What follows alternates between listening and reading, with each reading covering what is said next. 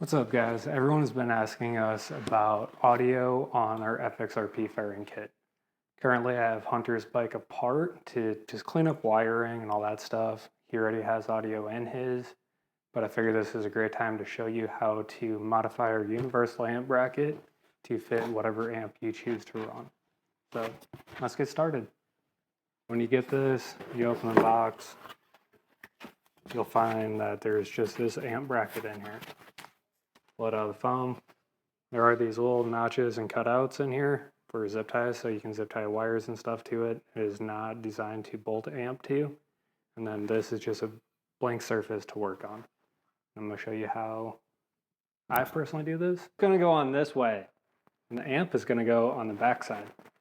So I'm going to lay tape on this side for all my marking, get all the lines drawn out for hole spacing and for mounting the amp, and also ventilation holes. Words are hard. Now that we got our tape laid out, we're going to measure our hole spacing. Again. I was doing it backwards. Jacob caught me. So we're starting over. Jacob's over here taking pictures of me attempting to draw lines because this blue painter's tape is not very pen friendly.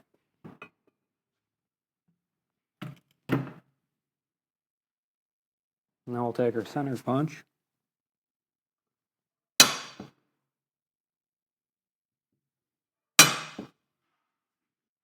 And for this hole right here, it's pretty close to in line with this. So I'll just measure straight across and then measure up to find center. And 2 inches over. Half inch up.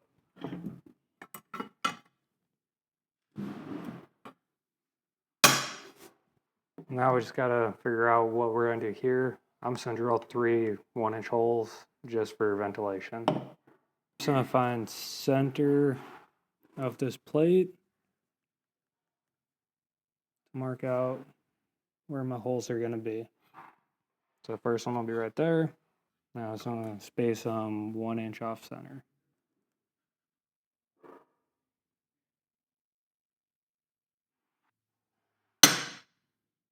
Center punch. And then it looks something like that. Now we're gonna go over to the drill press and drill these out. Right now I just got a 3/16 inch drill bit for my pilot holes, which will be the size I run for the amp bolts. And then this I'm gonna switch out to a step drill bit to bore them out to 1 inch.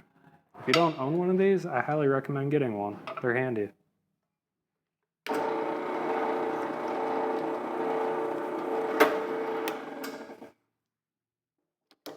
Then you can do this with a hand drill, you do with the Dremel, whatever tools you have.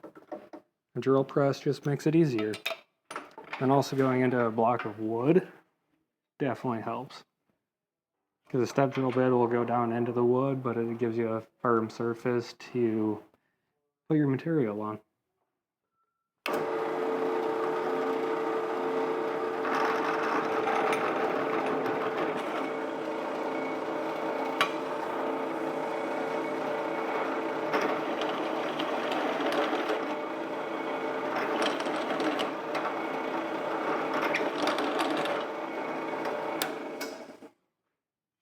And the cool thing about a step drill bit is it'll chamfer your hole as well, so you don't have any sharp edges or burrs.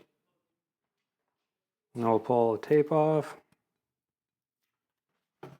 This would be a great time to, clean it up and maybe spray some Rattle Clan black on there or something, but I'm not going to do that.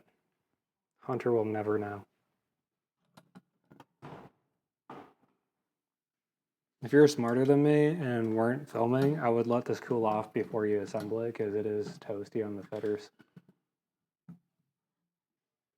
And when you're all done, it should look something like these.